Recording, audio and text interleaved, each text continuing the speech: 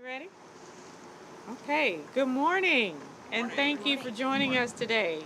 We're here at St. Mary's High School to announce the next step we're taking to make our city streets safer no matter how you choose to get around, whether that's walking, biking, driving, or public transit. Before we get started, I want to thank St. Mary's President Mike England for graciously hosting us here today. And I appreciate President Megan Green and Alderman Shane Cohn for their attendance and their partnership on this issue. I also want to recognize the representatives of TrailNet and the Community Mobility Committee for joining us today. Thank you for your advocacy and for standing alongside us on this important announcement. According to the Governor's Highway Safety Association, 20 pedestrians die every day in our country due to dangerous driving. Nationwide, pedestrian fatalities are at a 40-year high. St. Louisans are seeing the tragic impact of this rise up close. Just one block from where we stand now, 2 people died and 3 were injured in a devastating crash at South Grand and Taft. So far in our city this year, 27 people have died in car crashes. 4 pedestrians have died walking on our city streets. Dangerous drivers have injured 134 pedestrians and 34 cyclists to date. Parents like myself want to make sure that children can make it to school safe or fear for their new teenage drivers getting on the road. My son Aiden's 16th birthday is next week, and he already has his driver's permit. As I am teaching him how to drive, we're having the hard conversations about being careful of drivers that speed or run red lights. In spite of this, how can we work together to make our streets and school zones safer for all of our kids, whether right here in Dutchtown or any other school in St. Louis? The St. Louis Metropolitan Police Department currently uses a data-driven method to enforce traffic laws, performing more than 200,000 traffic stops so far this year. But we can and must do more to hold reckless drivers accountable and keep our roads safe. My administration is following the 6 E's of traffic enforcement: engineering, enforcement, education, evaluation, equity, and encouragement under our St. Louis Safer Streets initiative, because this is a problem that unites our entire city. Already, we're making major strides on the engineering portion. Working alongside the Board of Aldermen, St. Louis dedicated tens of millions in American Rescue Plan funds to repair our sidewalks, deploy safety fixes in the 10 most dangerous crash locations, take traffic studies off the shelf by implementing them, as well as redesign and repave 5 major thoroughfares that touch all sides of our city. Now, we're looking forward to enhancing our traffic enforcement beyond traffic stops.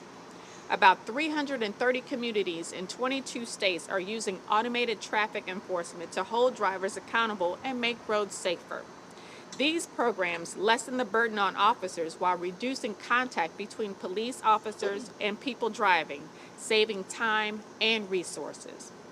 Plus, studies show that these programs are effective. A 2017 Northwestern University study of Chicago's program showed automated traffic enforcement reduced the number of crashes and had a positive spillover effect in surrounding areas, changing driver behavior even outside of corridors with cameras.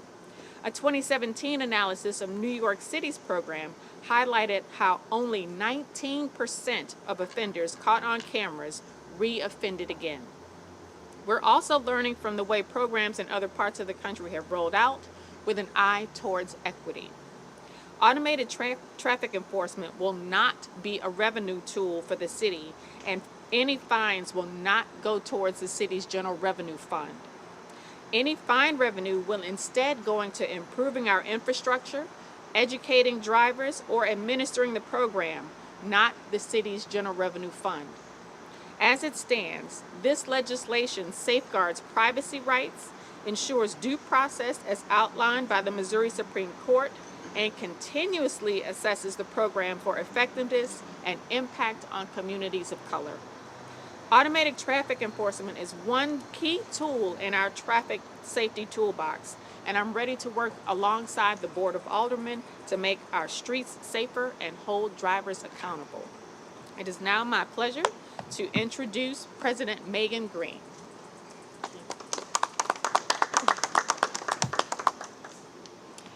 Running red lights and speeding, as we know, are incredibly common throughout the city and are a cause of a horrifying number of car accidents, injuries, and fatalities. In fact, it's one of the biggest complaints that those of us at the Board of Aldermen hear from our constituents on a daily basis. Data suggests that 1 in 4 traffic fatalities happen when at least one of the parties involved was speeding. And we know that with more thoughtful infrastructure and better traffic enforcement, these types of tragedies are preventable. As of last year, 338 communities in 22 states, according to the CDC, use automated red light enforcement. And we used to be one of them. This city used to have automated traffic control system from 2007 until 2013. And during that time, the number of red light violations dropped by 63%. This bill will allow the city to add automated camera enforcement to reduce red light running and speeding. It's safer to enforce laws this way. Automated camera enforcement is used in addition to traditional enforcement methods in locations where traffic stops are impractical or unsafe. And according to the Governor's Highway Safety Association, with equitably implemented and transparent automated enforcement can advance racial equity in traffic enforcement. This bill includes several sections that prevent vendors from using these cameras for surveillance purposes.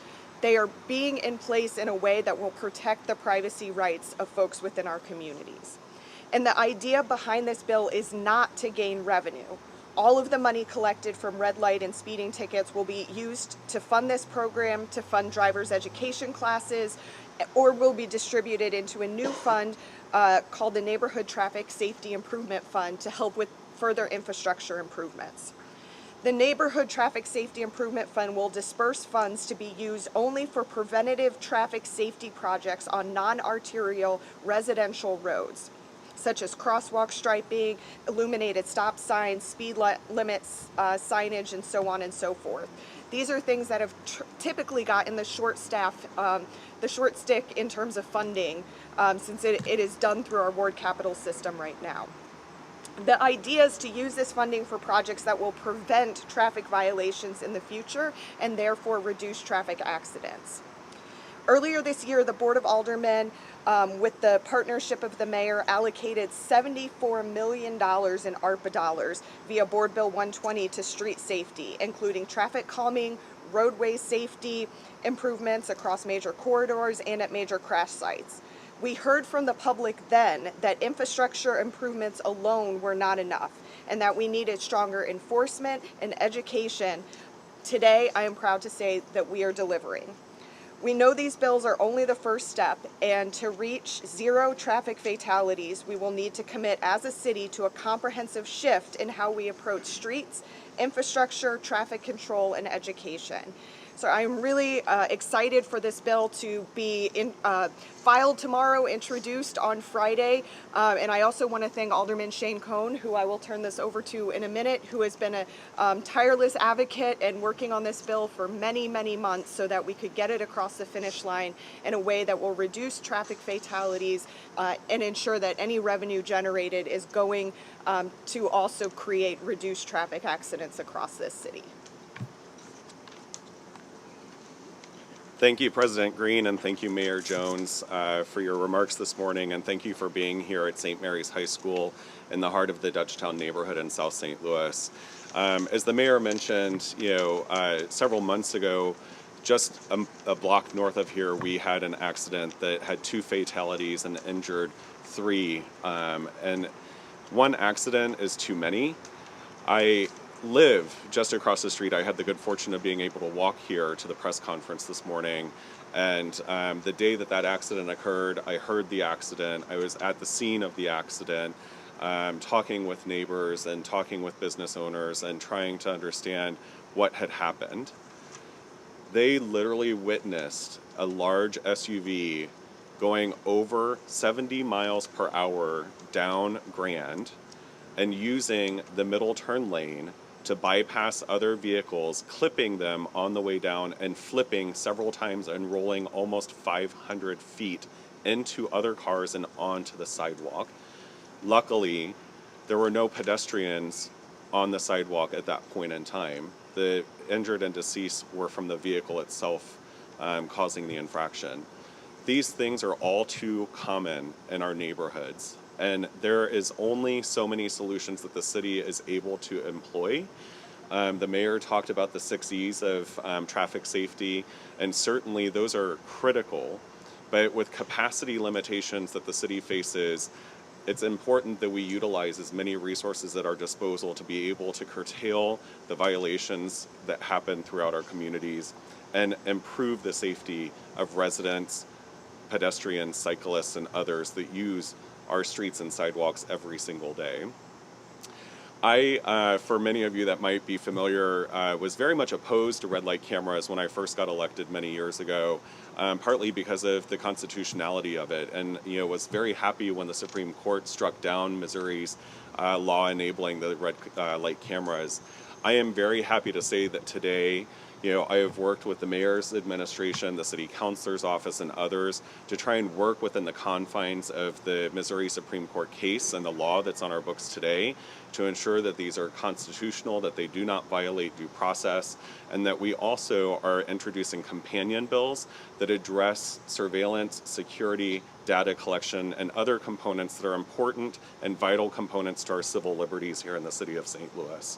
I am happy that we also have companion bills that are adopting a neighborhood safety, traffic safety improvement fund that will fund programs, as the president mentioned, devoted towards driver's education, devoted towards improvement of infrastructure in our neighborhood streets that often see these types of incidents occur with very little physical infrastructure improvements to address the concerns of residents.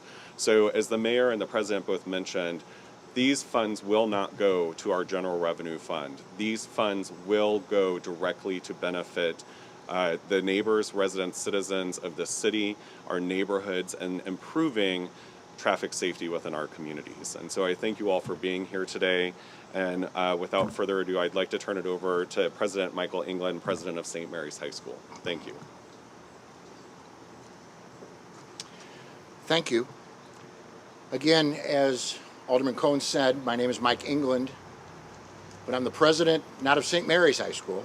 I'm the president of the new St. Mary's Southside Catholic High School. Because as I think, you can clap for that, I'll take that. Because I think, as people know, the Archdiocese wanted to close our school last year. And we told them no. We told them no for two reasons. One, we are too important to the young men that we serve. And two, we are too important to this neighborhood.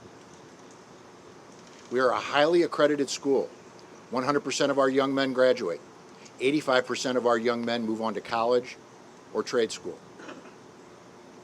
But as far as the community goes, we truly understand that we have a role to play to provide support.